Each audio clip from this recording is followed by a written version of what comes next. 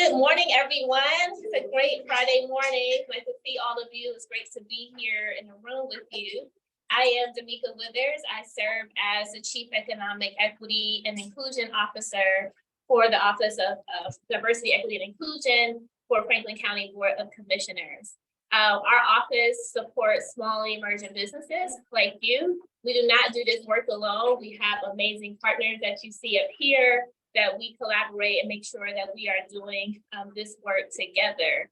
Our Franklin County Board of Commissioners believe in empowering, funding, and making sure that we provide inclusive and equitable opportunities to our Franklin County small and emerging businesses, enterprises, by way of contract funding, by way of making sure that you have the appropriate resources here in Franklin County to help build your businesses by growth and capacity and wealth, and ensuring that we can connect you to the right resources to do so. So without further ado, I really want to thank you for being here, being able to come here and get this valuable information. Spend some time networking with us, talking with one another, and ensuring that everybody knows who you are, what your business does, making sure that we can connect and keep you on in the loop of information and things that are happening here in Franklin County, and more importantly, that we are informed how to best serve you as a small business. So I'm going to stop talking and turn it over to Tamika Bumper, our Economic Equity Administrator, who serves as your direct connect in serving you as a Franklin County small and emerging businesses. Thank you. You're welcome. Good morning, everyone, and welcome to our coffee and conversation today. We have a great hot topic for you today, which we're going to talk about the importance of business certification. We have a great panel here. Again, I'm Tamika Bumper, the Economic Equity Administrator for the Office of Diversity, Equity, and Inclusion, and I will be your moderator for today. Next to me, I have Ms. Dewana Allen, who is with the City of Columbus and working in the Office of Diversity and Inclusion there. Next to her, I have Ms. Monica Womack, who is with the Ohio Department of Development. And then next to her, I have Ms. Cherise Thomas, or Sledge Thomas, I'm sorry, I said backwards, who is with the Columbus Chamber of Commerce.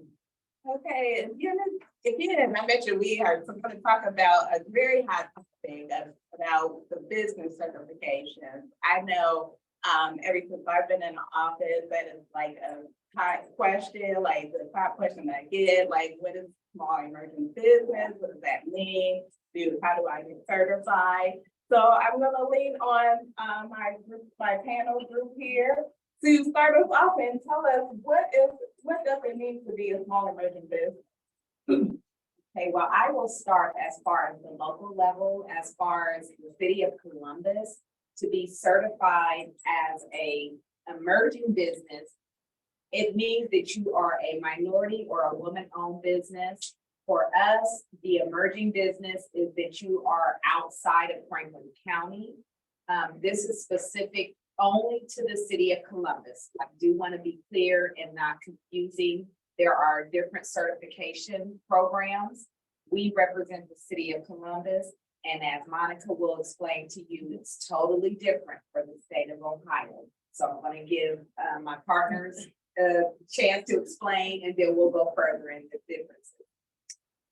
Again, good morning, everyone. Monica Womack, and I have the honor of serving as the Chief of the Minority Business Division for the state of Ohio. The certifications that we have are really not geared specifically to just those that are emerging businesses or small businesses. You would need to be in existence for at least 1 year.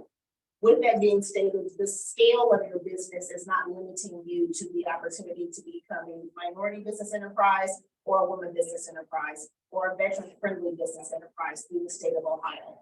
Our Encouraging Diversity, Growth, and Equity is a social and economic disadvantage certification, which means that you have to meet the social criteria of being disadvantaged, as well as your personal net worth cannot exceed $750,000, excluding your primary residence. So there are opportunities that are there as well. But specifically as it relates to certifications, we are actually able to certify all businesses that are located in the state of Ohio with resources that are available through our programs. And so I'm Cherise Sledge Thomas, and I'm responsible for diversity, equity, inclusion, and access at the Columbus Chamber of Commerce. And what I love about this connection with the certification crew is I call my friends here. When you think about the chamber, 82% of our businesses are what we call small business. And I would suggest that that means that we have anywhere from 1 to 500 employees. So that's how we define a small business. And one of the things that we do is we're kind of like the broker. We're the connector, the advocator, and the convener. So when businesses come to us who are diverse or, different criteria, and we recognize that they're not certified, we refer them to one of the, either IMPACT or the city, depending on their situation. We make that referral. And then we also help them understand how to contract after they're certified and even during the time that they're, working out the certification. Could I, excuse me, would you like us to ask questions now or at? You can, you might be asking the same question I might. Well, I just heard a lot of great information. Is there a place I can go to? I wasn't writing quick enough. Is there a place I'll go to get a recap? Because that was great information you just shared. Well, Zoom's being recorded, so I believe a link will be sent for everyone. That's what I'm saying. You can actually go for the state information at www.minority.ohio.gov.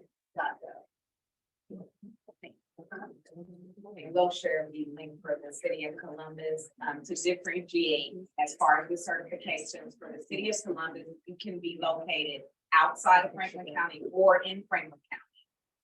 We'll talk further, but we have goals on projects for MBEs and WBEs that are certified in Franklin County. Thanks.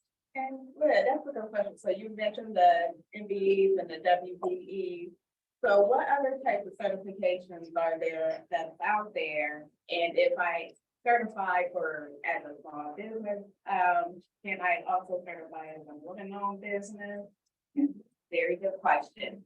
Yes, we have certifications at the city of Columbus that you can stack as far as if you're a woman, minority, veteran-owned. We also have a new registration. It's not a certification, but it is a registration that recognizes LGBTQ+ businesses as well.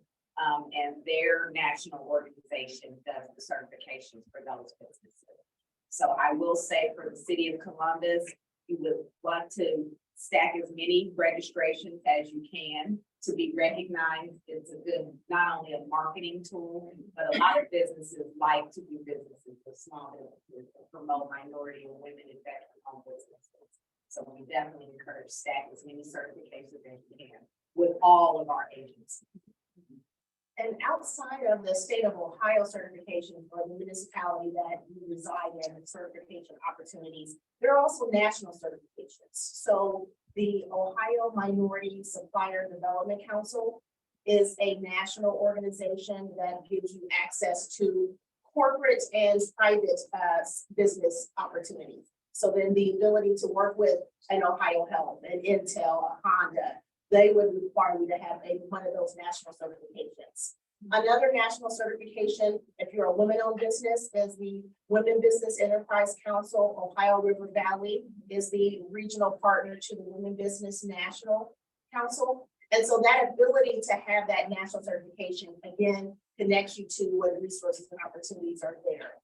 The SBA also has certifications. And so understanding that there are partnerships that you can leverage being a woman-owned small business, the opportunity to also be a historically underutilized business zone business or hub zone, if you hear that term.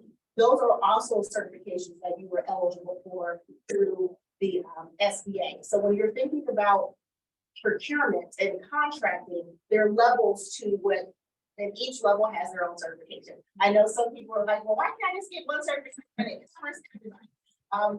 Unfortunately, that is just not how it operates. So if you're looking to do federal contracting work, you would need to be certified through the SBA for a federal perspective. If you're looking to do state contracting work, you would need to be certified through the state of Ohio to be able to assist in those procurement opportunities. If you are seeking to do work in the corporate and the private sector, you would need to be certified with one of those national organizations. I do want to stress the fact that the national organizations, they're fee-based. So based on the size of your company and your annual revenue, your fee would be commensurate to that amount. So the minimum fee is $350 for both of the organizations. And then if you're seeking to do work locally in your municipality, then you would go through here, the city of Columbus for that. In the city of Columbus, our certifications are free if you only have to be in business for 6 months. And one thing too, at the chamber that we were starting to run into, we have people who for some reason don't want to be certified, which we strongly discourage. We encourage you to be certified. And part of the reason that they don't is they're doing work with corporations, maybe not the city or the state. And some corporations allow a self-certification that is still a process. So one thing that we do is, number one, like I said, we push, we're like, no, you need to be certified. You should reach out to this agency or that agency. Hey, we'll make the connection for you. But if they are insistent that they don't want to, then we help them navigate the self-certification with whatever organizations they're trying to do business. Yeah, and I'm glad you brought that up, but let's talk about that. Like, why should I get certified? I know that's like, some people are like, that's what more work I have to do, so why would I go through all of that? What are the benefits that are out there if I get certified?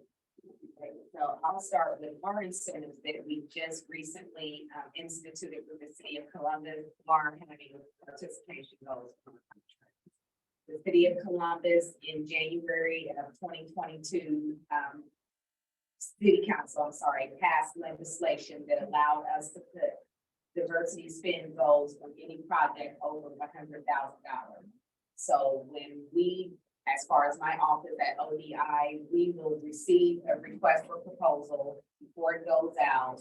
And we are able to look at the categories and see where in Franklin County our minority and women-owned businesses sit in those classifications. So that is one large incentive that has never happened before.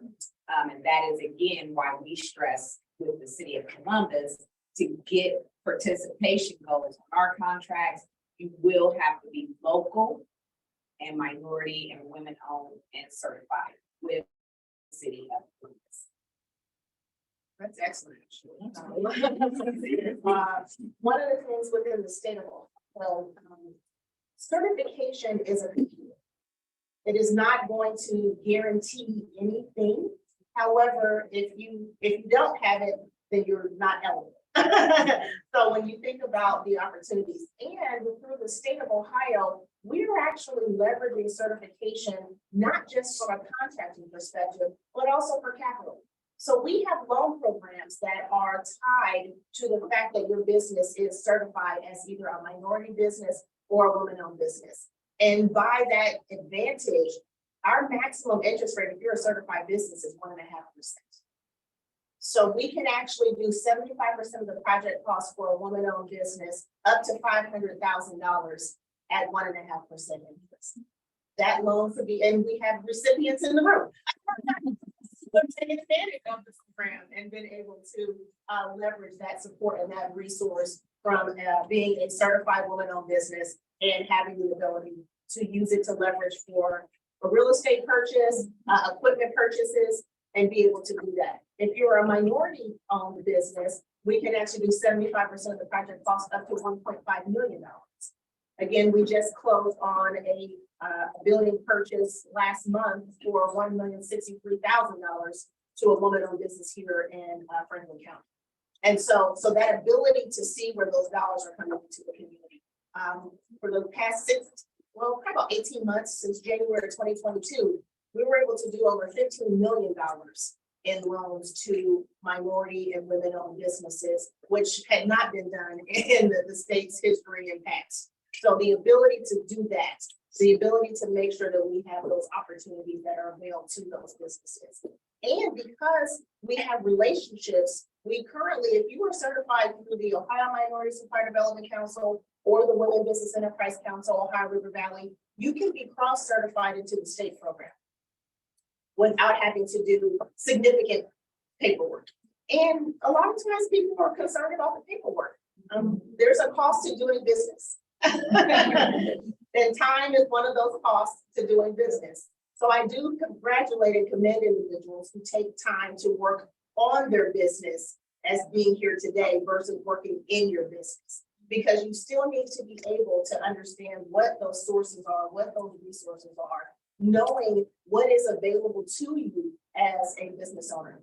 One of the things, Sharice had mentioned that 500 employees to many people would not seem like a small business.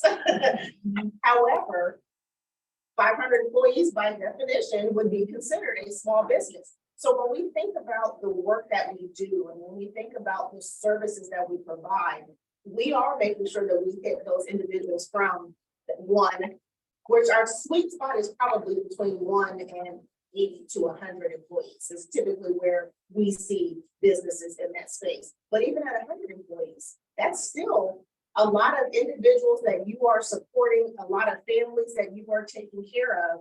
And the ability to make sure that you're in position to continue to do that is huge. And so having access to additional opportunities is what's available to you by being certified at any of the areas. And I love the access to additional opportunities is key. One of the things that stands out to me when people come and talk to me about I'm competing, because you are competing, and I want to make sure we understand that. We are competing when you're bidding on an opportunity. That's important. What I see is that the certified businesses tend to do better because all of the things that you need to compete for that opportunity, usually you get an order through certification. And if you keep, up on your records and your things, all of those things, when it's time to bid, you're ready. Right. Whereas what I often see is sometimes people are bidding and they don't win, or they get, some feedback, or the company to interpret it because they don't understand it. It's all, and you know me, I'm straightforward. I'll say, well, how many people got certified? And you would have been certified, it would have helped you really and truly been in a position to compete for that particular contract. So you talked about all the paperwork and you talked about, there's a process. Like, how long is the process of being certified?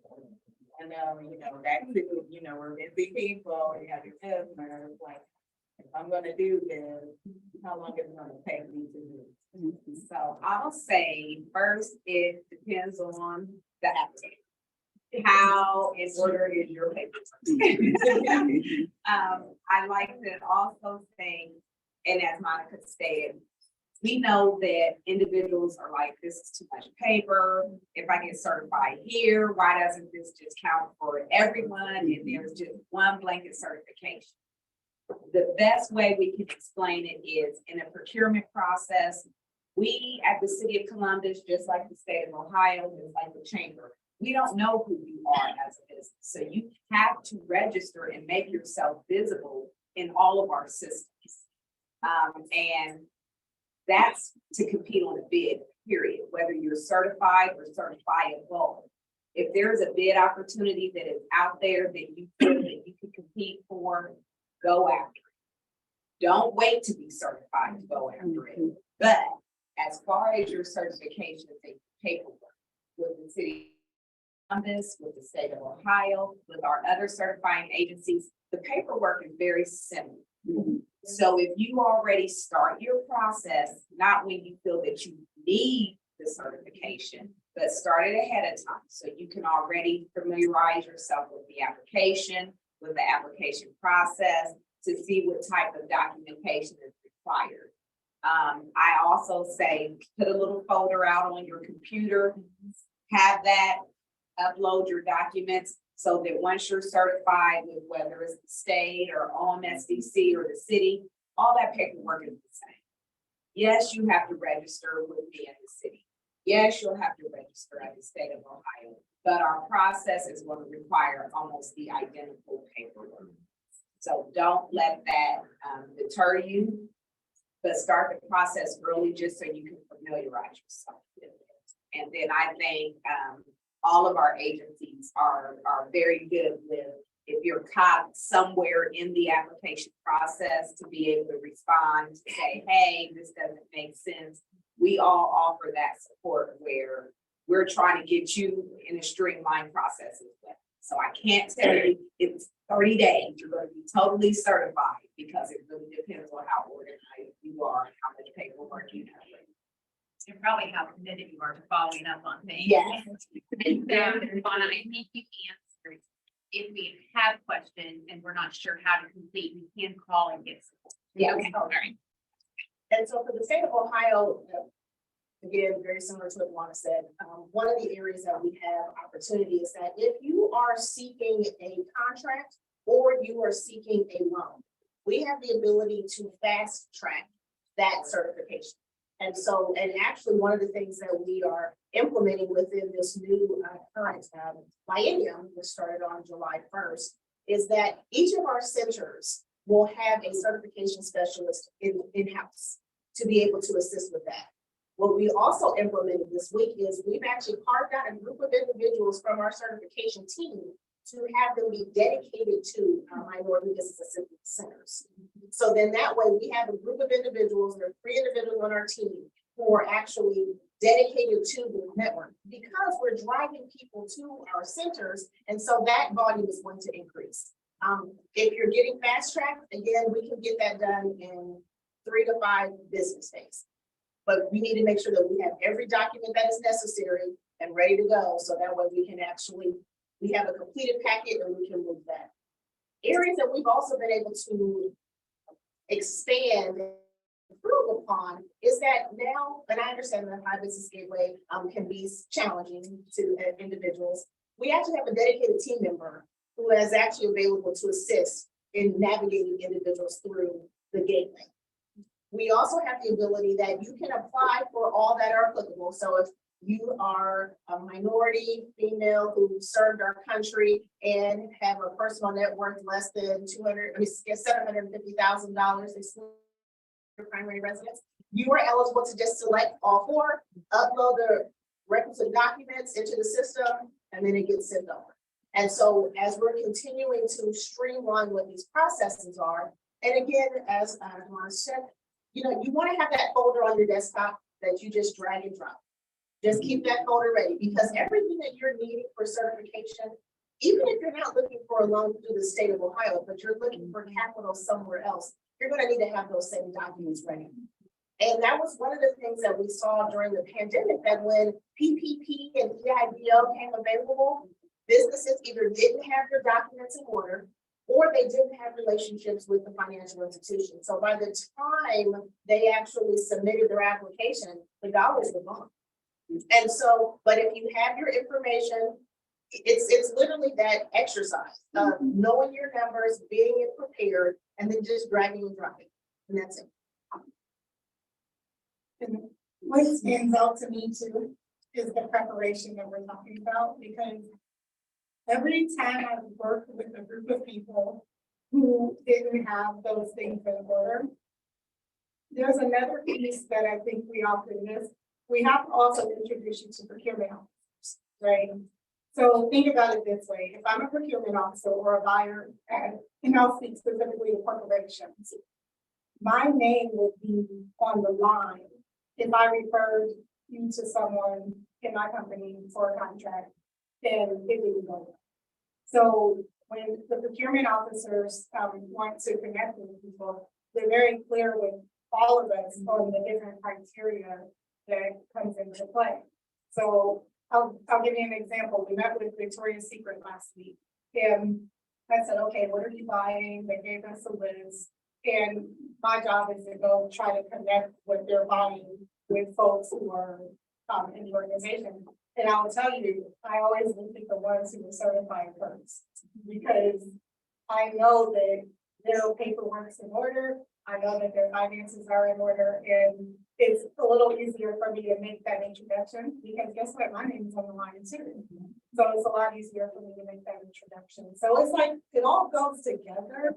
It's not just the certification, it's also when it's time to bid, do the procurement officers or the buyers know you? Do you have a name? This may be premature too early. So I've gotten certified. What's like, is there coming from corporate, a continuing ed classes I have to take to stay certified, or do I get certified every year, or what's that process look like? For each agency, it's different, and I'm sorry, I don't do the certifications for the city of Columbus, so I don't remember if it's renewed every 2 years. It is. Okay. Okay, we need every two.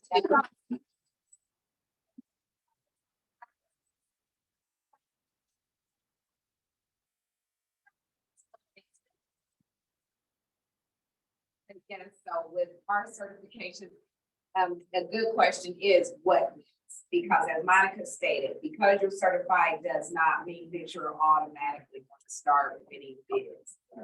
But what's next after certification is being able to have the access to additional business resources, the access to the decision makers. Once you're certified, you have already, your business has already went through a vetting process. So as Sharice said, our name and character and integrity is just on the line as yours. And let someone introduce someone to public safety director and you screwed up on the fire station. You don't want that. So I would just definitely say being certified, it opens additional doors, not just for the contracting opportunities, but the network, the relationship. You have the opportunity to be in different spaces with other businesses, do the business to business relationships as well as government to business or corporations. So there's a lot of opportunity outside of just being certified. And then I always say certification is a free marketing. That add that to your vendor profile. That enhances where you stand and how you stand out. No matter what your business is, when you have those logos and certifications from the state, from the city, from OMSDC, from WeBank, ORB, that resonates. So it goes beyond certification. The state of Ohio, our certification is also for 2 years unless you are cross-certified into our program. So if you're cross-certifying from either the National Minority Supplier Development Council, Women Business Enterprise National Council, those certifications are good for 1 year.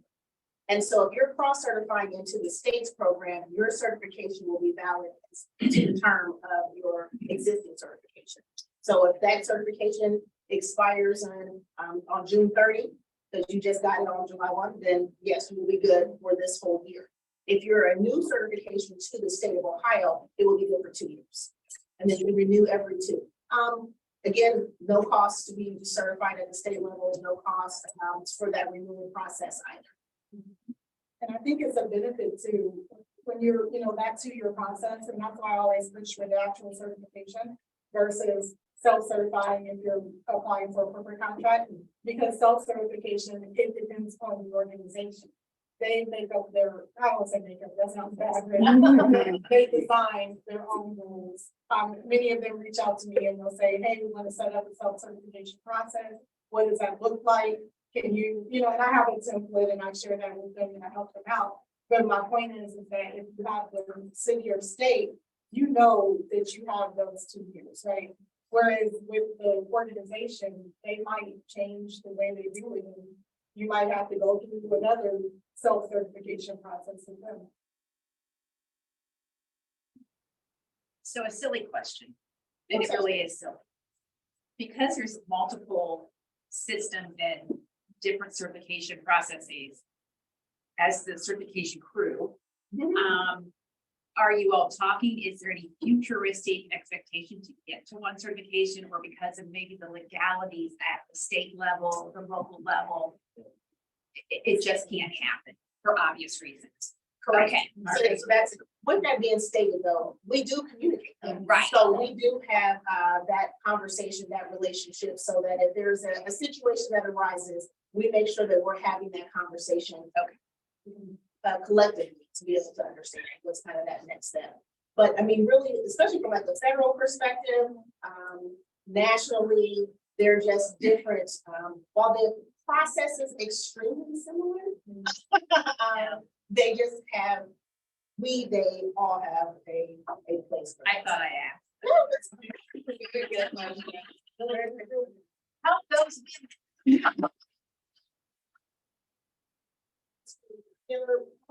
Working on legislation to help streamline where they can, for instance, House Bill 105. Senate House, somebody. 105, I think that was 2 years ago. Last year, yeah, so we signed, actually Governor DeWine signed Senate Bill 105 into legislation stating that if you are certified at the state level, all state subdivisions, including cities, port authorities, counties, and other municipalities are to accept the state certification. With that being stated, there's still a process that you would have to do with those municipalities because they still need to have you registered in their system. So it's more than just saying, yeah, a piece of paper, but you're at least registered in your system. You're able to now track, be able to be monitored from the advantage of, hey, we have these opportunities that are pending. You're in our system. We can now send those opportunities to you. Okay, so I think probably like a good question for right now. I mean, how do I get started? So businesses out here that's looking to get started, how would they get certified as a city? With the first step? With the first step. So, and I hope we'll share a link in the chat, and I don't have it. But we will provide you with the link to register to do business with the city of Columbus. It is a simple 3-step process. And I do say simple because we will send you a link, but the very first step is to register in the system. So again, where I stated, whether you are a certifiable firm or not, the very first step is to register as a vendor in the system. The second step, you will complete a questionnaire, basically stating that you will not discriminate on any basis. So there is a contract compliance questionnaire that you will submit. And once you are issued your vendor number from the city of Columbus, that is the third step where you will begin your registration. Our City of Columbus certifications are online. And there is a separate link for vendor registration and a totally separate link for your certification. But with your applications for your certification, you can start and stop your application as many times as you need. So if you're preparing yourself and preparing your documents, you can just easily go through that process. And again, if there is any questions where you get hung up along the way, we do have support. So for the state certification, if Andrea looks to raise her hand. She is our regional director for the Minority Business Assistance Center here for the Columbus region. So she would be your gateway to the Ohio Business Gateway and getting certified at the state level. And if you're, either waiting to get certified or you're working with corporations now, if you go out to whatever corporation you're working with, they all typically have a supplier registration page. And if you begin to fill out your information on that page, along with if you're doing self-serve, which once again, I only recommend self-serve if you're getting city or state serve and you still want to bid on a contract and you're waiting. It's the only time I recommend it. So go to their websites and fill that out. And if you're a member of the chamber, even if you're not, you can reach out to me and I'm glad to help you with that process. And again, if you're seeking opportunity, we are able to fast track. Now, our EDGE certification, if you were seeking a contract for EDGE, that one will take more than 5 days, but we can still get it within 7 business days. And the reason being, we have to verify additional information on the EDGE certification as it relates to your personal net worth, the industry size of your company in relation to the actual industry, and then looking at your adjusted gross income to make sure that it still falls within those criteria for the economic disadvantage. But outside of that, we can still get it done within 7 business days to be able to assist with those procurement opportunities. Has the state ever looked at putting together a portal that both a vendor and business would be able to access. So one of the things I've heard over the past, 40 years of being in business and being kind of in the spaces that I get phone calls and people say, do you have a minority locksmith? Do you have this person? Or a purchasing agent says the same thing. City of Columbus is a good example. But this would be a high suggestion for those folks that are certified, maybe give them, lock it down so it's not where someone could generally just go in and gather this information. But I think it would be a great resource tool in the business gateway for someone to be able to log in, or a purchasing agent at Victoria's Secrets that could go in and say, hey, who's my certified marketing people, or who's my certified, massage therapist or whatever, and see their certifications and the basic information. NGLCC does a good job of that. They have all 380 some national vendors, and it has their contact information. It has the link to sign up for it. So again, helping these folks in the room, if they had that resource that they could go in and kind of look and say, who's my target company? Is it Intel? Is it Honda? And be able to drill in and get the purchasing director's email or the purchasing general email. But that would be something I would highly encourage by, the state more than a city. Because So you've made two different statements. So just to kind of break down the difference between the two. So you're stating that one is there just a general list of all companies that are viewable and eligible to state, hey, I'm a corporation, and I, as a business owner, can now see who the people are in that corporation who would be my quote unquote target person to contact. right, with the certification, the classifications, or knowing what the certifications are.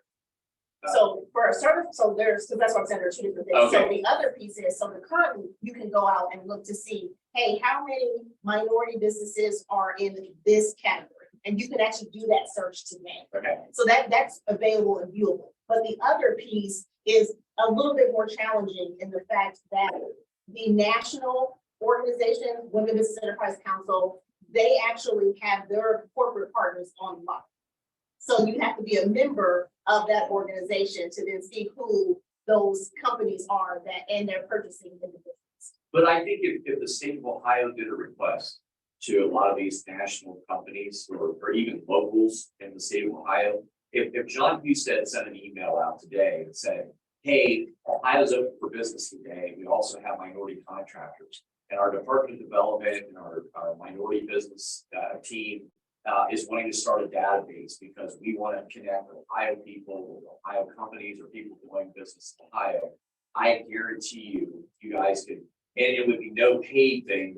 These folks would probably engage and start sending you stuff and saying, hey, yeah, because we also got some of these entities says, I don't want to pay for this list. But I want the list to be able to do. The challenge is there is an organization that they actually pay to do that. So they actually in those national organizations. So for them to pay to be in the national organization, and you would still have to be certified by that national organization to participate in those procurement opportunities. So that's kind of where that falls to be a little bit different. However, by being a member of that national organization, you are in that list and you do have access, and then they know the minority businesses are and what businesses. And I also think that's where your local chamber comes in. You go to columbus.org and just look for supplier diversity vote. So since, like I said, we have a crew here, I collect information from everyone. And what I try to do is make sure that we have the list for the state of Ohio, for city of Columbus. I've got permission to list all those on our particular website. I think I have ODOT and have a lot of different ones. So bidding opportunities, diverse business lists, diverse chamber lists, all of that is on that one page. And if you go out there and you have more information for me, great, because I want to keep it up to date. So in lieu of having what you asked for, the chamber is trying to fill that gap for you. And also one more thing, the procurement officer list, kind of because people are paying for that, we don't publish a list of procurement officers. However, we all know the procurement officers. So we can help you make those connections. Oh, I have 40 years worth of full text, trust me. So we just need to roll it.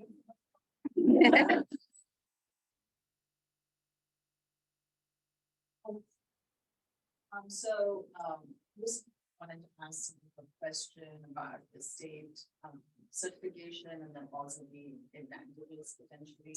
So with the city, like you mentioned, there's a very strong kind of input that they have in doing a very intentional set aside for small business, women-owned minority businesses.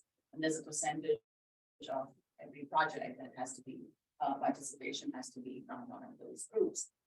At the state level, all I've ever seen really, at least from my business perspective, has been EDGE certification, and it's typically about 5%.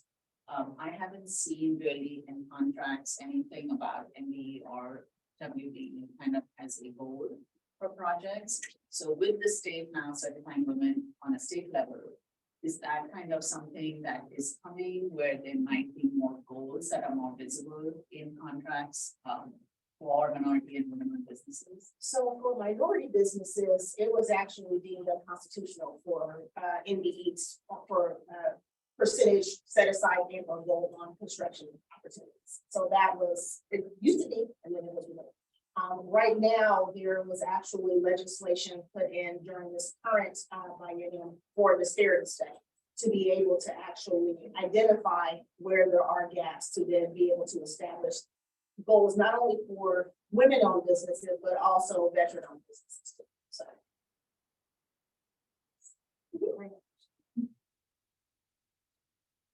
Any more questions for panel here?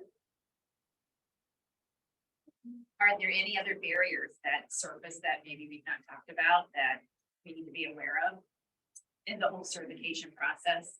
One of the things that, because again, for the state of Ohio, we actually leverage certification, not just for contracting, but also for capital. And so one of the areas that we've seen as an opportunity to consider, which we've actually raised, is the fact that if I'm purchasing a building and my accountant tax advisor recommends that I actually purchase the building in the name of the real estate holding company, and then I actually lease from that holding company, the challenge is historically certification is for contracting. So then as a real estate holding company, you aren't actually producing or providing an actual service. So one of the things that we are actually working on legislatively is that we have the ability to certify a real estate holding company, because again, when we're thinking about opportunities, when we're thinking about increased access, 1.5% is nothing to scoff at as it relates to the ability to actually do that transaction. So that is one area that we see as a barrier, because again, with cash flow and with the ability to expand, having that opportunity to actually purchase that building in your real estate holding company's name at 1.5% would make that difference huge, because no one is, banks aren't offering rates at prime -7. And so because they're not offering rates at prime -7, the ability to do that. So we are working on that. As it relates to EDGE, again, the Disadvantaged Business Enterprise, which is the federal certification, DBE, has the personal net worth at $1.3 million, as opposed to where the state has it at $750,000. We are also looking to have that changed to raise up to be equal to what the DBE is.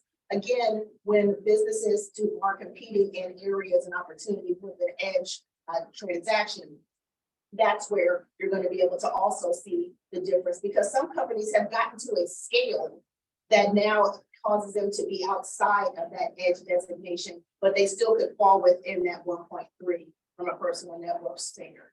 So looking to also make that adjustment as well, because again, where are the places that we can actually increase and support opportunities.